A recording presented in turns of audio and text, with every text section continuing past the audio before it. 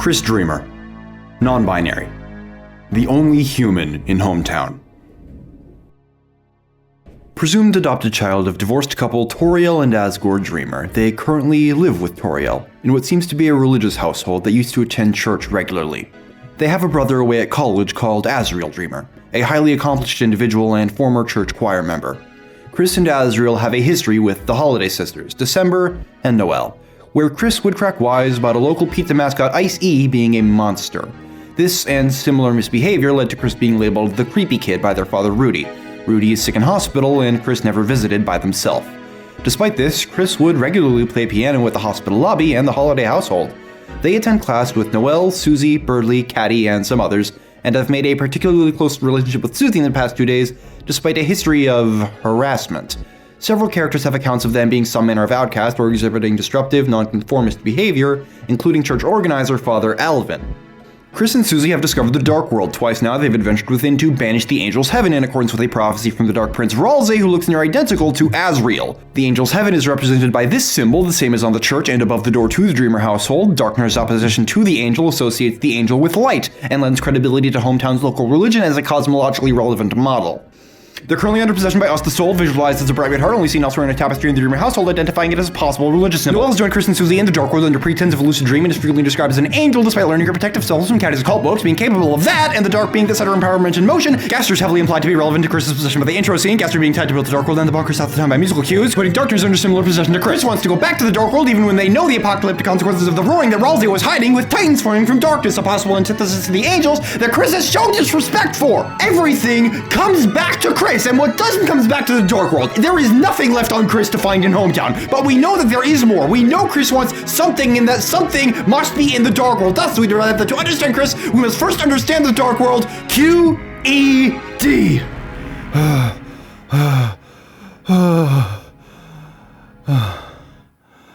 Hi, I'm the Ludomancer, and I can be trusted with your subscription. This is Delta, episodic gaming work I promise, this time for real, featuring Dante, DMC, and Knuckles, Rune. This is Kris. Say hi, Kris. Okay, Kris happens to be the main character of Deltarune. They human, they, and they doing a mischief between chapters. The central subversion of Deltarune is that despite appearances, Kris, our player character, isn't actually us. Cloud Strife can see you jerking his head around on the gondola and he's getting upset. Taking it straight, yeah, fun concept. I, like Toby Fox, enjoyed Britain Simulator 2008, but Toby pulls serious tension from this by making it very, very unclear what specifically our puppet thinks about all of this, and this, and this, and us, and we can't exactly ask them ourselves. A window into Kris's head is the single thing that Toby has refused to give with Deltarune so far. We have 3 lines where Kris's inflection is noteworthy to other characters, and one of them's probably a joke. I hope it's a joke. We have more on the mental state of Gaster, the space-time bifurcated font boy, than we do the Biflag cosplaying Moss Hog, what that we're playing as. Every time Kris is about to do something dramatic on screen, smash cut to black for 3 years straight and the Tumblr Dome rages. With how blatant Toby has been about hiding what Kris is up to, it's not controversial that we should be paying close attention. But first, assumptions. Given Kris's importance, there are a lot of theories about them. We've been in the kitchen on this for 3 years now, and we've been doing so poorly that most of us can no longer smell smoke. Carbonized. Now, I am a reasonable man. I'm not gonna up and say that the Matthew Patthew Scott Fnafman Polycule's influence on media literacy has been catastrophic. But our favorite dog man Toby has long since abandoned our earthly conceptions of narrative delivery. It's absolutely true that he paints the medium in unparalleled detail, hiding crucial information in narrator perspectives, unclear pronouns, not the gender kind, that's very explicit, and presumptions about naming a character. He also will do literally anything for a dumb bit, and the deeper we dig, the harder it is to tell the difference. For example, the power of recurring bake sales shines within you. This line from the save point early in chapter 1 has 2 interpretations. Maybe it means that the narrator knows about Undertale and he's calling out to us specifically as a liminal entity in between the fictive layers of our world and Deltarune's, fully aware of what happened in Undertale. Gaster is Muffet! Or, haha, Spider's bake sale! funny. Not every detail can be maximally important. Kris frequently moves without our control in cutscenes, getting into Queen's car, stepping from Jevel's door to his battlefield, turning themselves over in the trash heap. Does this necessarily mean a third entity controls Kris when the soul is inside and we're not pressing buttons? No, because at the end of the day, Toby needs to pace the video game. Press F to pizza. Y'all can and have said some wild shit about Kris, Kara, the soul, and you can have your fun with that. It's only 90% of the fandom, but I'm approaching this from as clean slate a perspective as I can, making as few assumptions as possible and not putting stock in anything that doesn't have clear precedent. The game gives us many details on Kris's past in Hometown, all in the form of single vignettes, descriptions of character traits, bits of gossip and stories that paint a frame around a weird, lonely kid with niche interests and out-of-place talents, because neurotypical Toby Fox fans don't exist. What we get from these vignettes are either self-contained flashbacks and B-plots, or so absurdly open-ended that where can you even start, with practically no middle ground. I think the only moment that sticks in between is and so far, that's the biggest shitpost since me. Did you know? What Kris knowledge we get from Hometown isn't a strong foundation to build theories or expectations on. Sometimes that's for a shaky lack of direction, at others for a pretty low ceiling on reasonable interpretations. So, with Hometown out of the equation, I think we all know our alternative. Canonically, the Dark World is an alternate dimension of magic where objects and concepts come to life and portals are opened when determined lighteners strike the earth. The Dark World is metaphorically fiction, escapism, creativity. It's a consequenceless adventure land where everything can be healed with a simple little spell. Those two things are what most Dark World discussion revolves around. It's all stuff Toby clearly intends for us to understand. What's equally useful and a bit more hidden is seeing how Toby uses the Dark World narratively. Dark World excursions have led to similar outcomes. We can derive a pattern from those results and extrapolate from there to predict future character development and what other features get in the way. For example, Susie, magnesium deficiency Deltarune, portrays herself as the bad kid. She has a poor home life, curious eating habits, and has been ostracized to the point of being a punishment on any classmates paired up with her. In Chapter 1, she met Lancer, who self-identifies as evil, struggles to live up to his father, eats salsa out of a stump, and isn't exactly popular with his servants. From this, Susie finds someone she can finally relate to on some level and comes out the other end much more confident in her value and open to other relationships, even if she keeps a special, hastily dug hole in her heart for the squishy fella. In Chapter 2, Noelle is something of a doormat, in a sad situation with a deeply sick father, a nicey overworked mother, and an anxiety disorder. The ultimate life form. In the Dark World, she meets Queen, a powerful authority figure, someone who believes greatly in Noelle's potential, seeking to use it to her own ends, but comes off as controlling and restrictive in doing so. After mounting pressure upon Noelle, she finally snaps and shouts down the omnipotent why-not, asserting her independence and finding that her desires, when she makes the effort to voice them, find respect and space to breathe, something that she carries out into the world as a greater sense of control. Both times we've gone into the Dark World, characters have found perfect foils of their Light World problems. Susie by finding someone to meet her where she's at and appreciate her, Noelle by creating an exaggerated analog of a restrictive mother to give her the push she needed to stand up for herself. And there are several of these Light World Dark World character pairings that could create similar epiphanies. Birdley and Rules portray the same faux intellectualism to mask abiding insecurity and incompetence to the effect of getting their asses beat for the funny. King and Asgore could share their divorcee sorrows and drown them in the royal water bottle, and Toriel is going to get stuck in the oven. Hell, if I really want to stretch, maybe Jockington could branch out from sports if they had a chat with Clover. Not that one. Not that one. Not that one. Much better.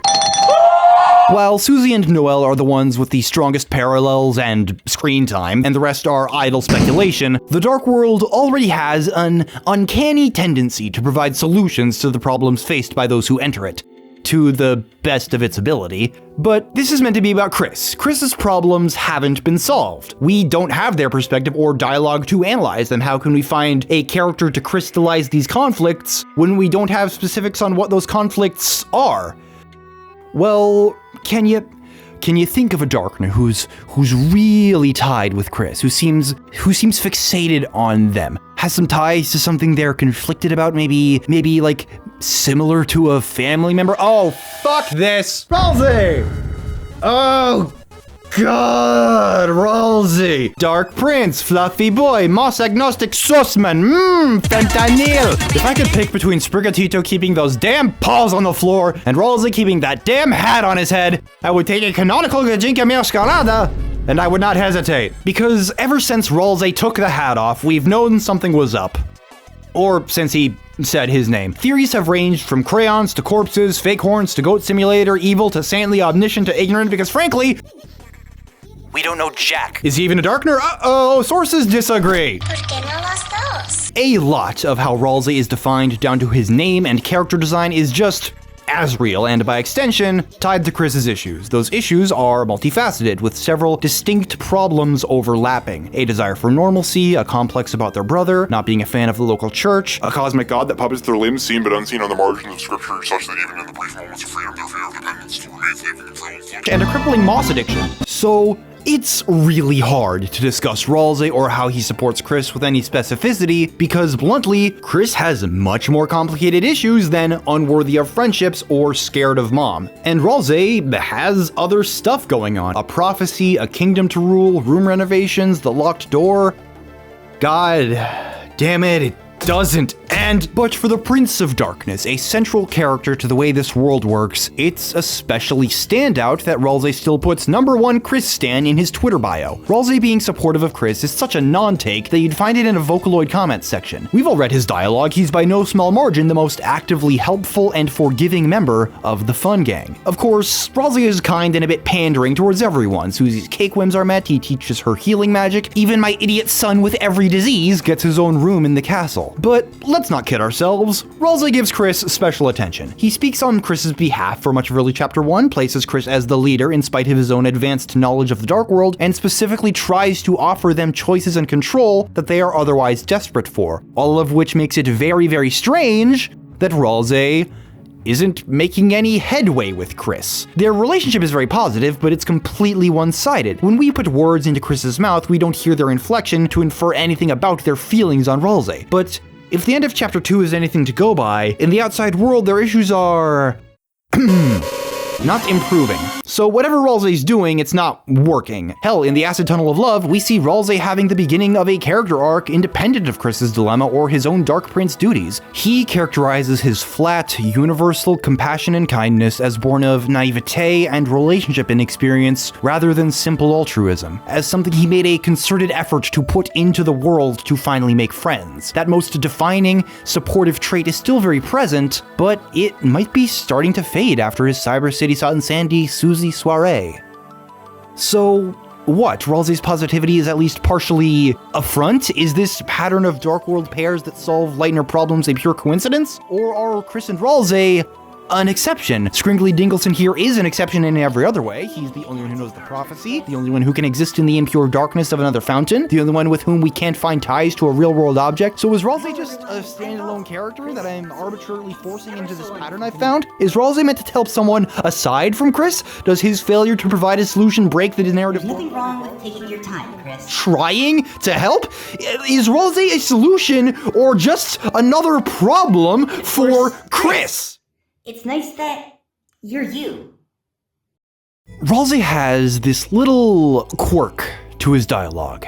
He repeats names a lot. He says them to get people's attention. He says them to clarify who he's speaking to. He says them in one-on-one conversations. He says them when they are wholly unnecessary and extraneous. It's a factor in a lot of Toby Fox dialogue, but it is especially exaggerated in Ralsei. He is constantly referring to people by their name and affirming who they are. Toby's character writing is among the greatest I've ever read. From the bold formatting choices of Queen, Spamton, and the Skelebros, to the unmistakable personalities of Birdley and Metaton, and the subtle nuances of Noelle, Toriel, and Asgore. Dialogue quirks have confirmed and revealed critical character details several times. It's how we connect W.D. Gaster to Wingdings in the Font Bros. Toriel calling Frisk my child communicates that her actions are to show penance for Undertale Azrael's fate. She failed her first children, and given the chance, she will try again to be better every time. So, if we take Ralsei's fixation on names through the same lens, with the idea that he presents some manner of relief or solution to Kris as other Darkners have, all of Kris's issues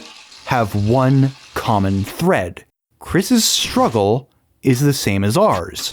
Their identity is a mystery. They are, in every way, as untethered from conventional sources as it gets. From Browdy's stories, we infer that their social connections happen through Asriel, and Asriel is gone. They've never had the accolades or experience that Asriel had, barren walls and scuffed floors reflecting no shortage of limitations. The family unit, adoptive or biological, that can help to foster identity is either strained and vitriolic, marked by significant upheaval, or entirely absent. They have never felt associated with religion, so that's definitely out. You have been forgiven. They've got a little parasite controlling their every move and the words that leave their mouth. Who they are down to their species is marred with confusion. Fella really thought they'd be growing horns. Even their greatest passion, their prodigious talent for the piano, is stripped of them. Looking into the mirror and echoing the line from Undertale, we read, "It's what they call you." I'm not getting into the narrator. I'm not making that video. You can't make me! Kris has lost all connection to the things that make them who they are. Ralsei is bringing Kris back to a great deal of affirming environments, a story that runs against the angel with Kris at the helm, a focal point for a new party of social connections, an arrangement of trophies in their room giving them some of that much-needed validation, even being Asriel in whatever fashion, and however shallow, misaimed, or transparently pandering some of these gestures are for that goal, it's only one step removed from simple affirmation. It's nice that you're you. And Ralsei knows who he's talking to in that scene. It ain't us. In both of the chapters we have, there are scenes where we look away from Kris and Ralsei to watch Susie's sapphic sophomore sexcapades and squishmallow severance. Ralsei makes a pointed effort to get Kris to close their eyes and picture what she's doing. And then we, the soul, follow her. And in both instances, we return to see an interrupted conversation between Kris and Ralsei. So that's why. What are they talking about? I have no idea. Look, I've been slamming my head against this line for a month now, and I'm completely lost. Ralsei's explaining something to Kris. That's why what? That's why the soul? That's why Titans? What's going on, you fraudulent Caprine shit? We have very little information to work off of here, and any theory about what they could be talking about is baseless speculation. We have no context. We can't see the scene to provide context, or any other character reactions to imply that context exists. These scenes are a complete black box, but that doesn't mean it's useless.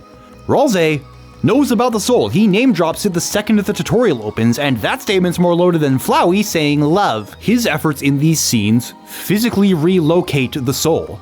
Once we realize that he knows about the soul and is using our absence to communicate with Kris, his efforts to distract us become about as subtle as Christmas panto. He commonly allows Kris to make their own decisions and respects them more than most characters, calling commanding others their special talent, which marks it as out of character when he honest to God says that you should do what he tells you regardless of how you feel. An absolute savage line that feels more directed at us than it does at Kris. All we know is that Ralsei is knowingly orchestrating where he can talk with the real, honest-to-goodness Kris, without needing to hold up any appearances for the soul. If he wanted to have a normal chat with Kris, he could do that whenever, and he's saying stuff really out of pocket to get that alone time. We don't know what Ralsei is planning with Kris. Maybe it's the reason they opened a new dark fountain?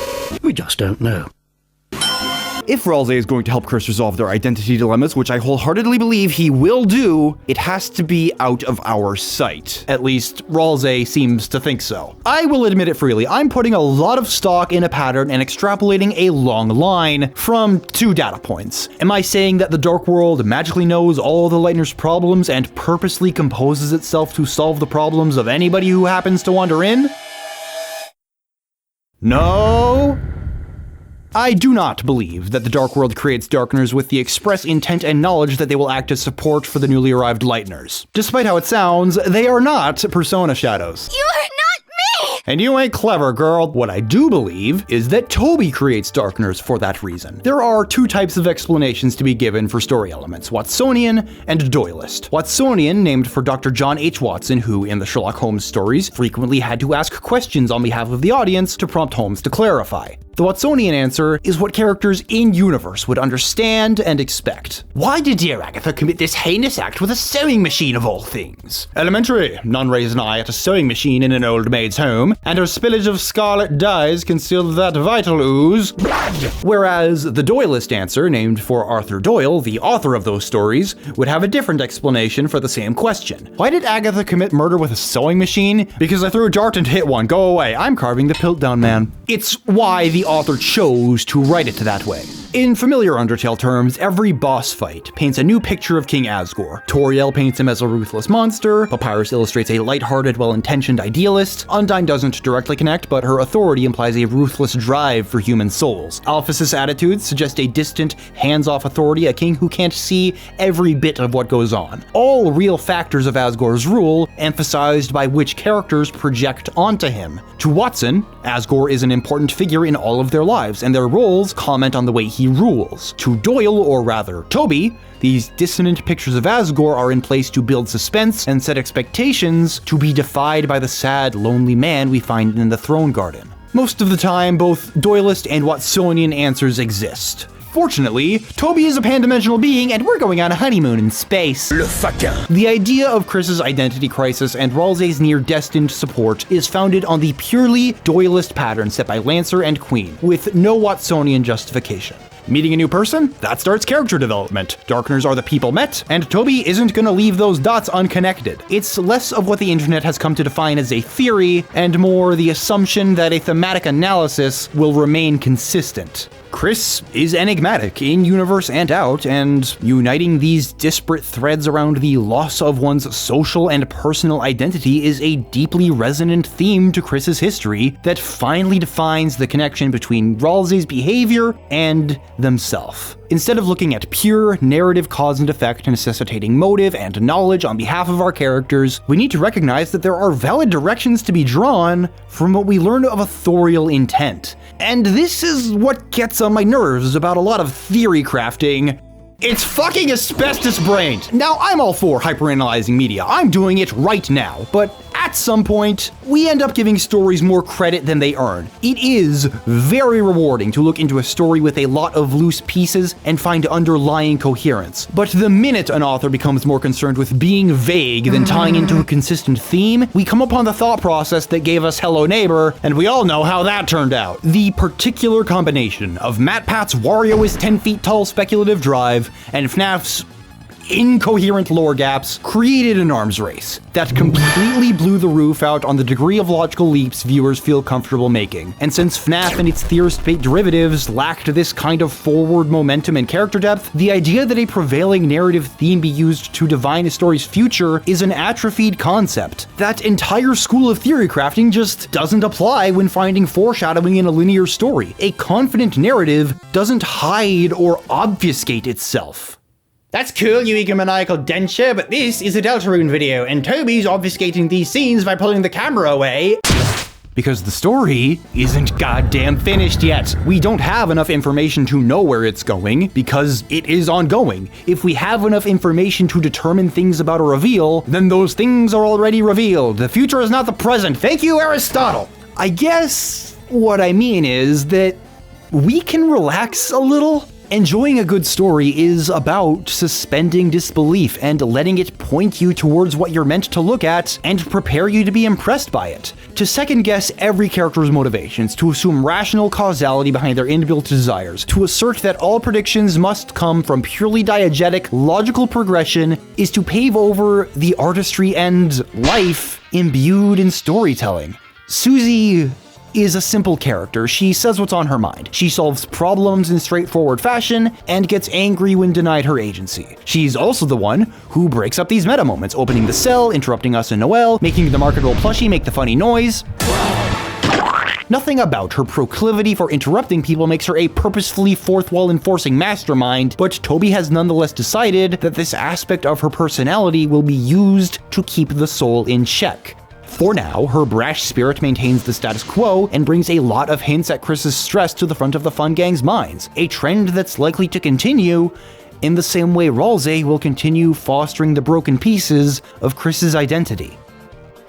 Toby is getting where he needs to be, and showing us what we need to see, and he's been very careful to keep details close to his chest. When Jevil mentioned the Queen, we didn't know she'd be the algorithmic second fiddle potassium meme lord to a 100% real no-fake Nigerian prince. You want penis enlargement pills? Because when a story is left hanging with mysteries that can be solved, on the internet, they're as good as confirmed. It's impossible to have mysteries nowadays. Deltarune can't be solved yet, because Deltarune isn't ready to be solved yet, and if we consider how in-your-face Toby's past finales have been, it's probably not gonna be that hard to put together.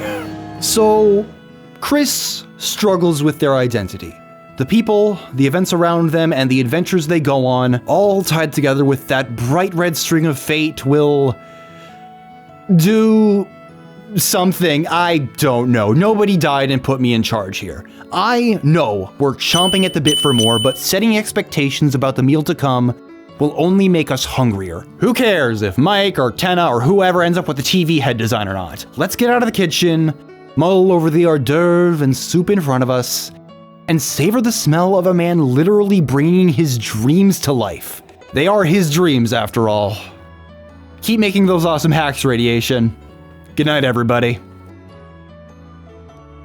Hey, thanks for watching, and thanks for your patience. Anybody who's stuck around since the last video, you're a saint as far as I'm concerned. I'd like to clear the air towards Mollystars. The Device Theory is a well-researched and well-made series of videos that I really enjoyed watching. It's included here because underneath all of that is an approach to Deltarune that I can't get on board with. If you disagreed with what I said about the FNAF-brained approach, go check it out. You will not be disappointed. If you want to see more of what I do here, hit those YouTube buttons. It is a big help. 2024 has been a really fun year. I've got some big stuff in the works that'll probably get delayed by chapters 3 and 4, but what comes of that'll be worth looking forward to all on its own.